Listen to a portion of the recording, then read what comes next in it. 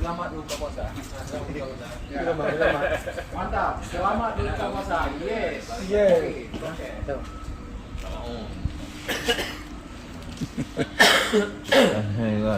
Belum merancang ni orang jadi. Dengan kalian anak-anak jadi. Hah?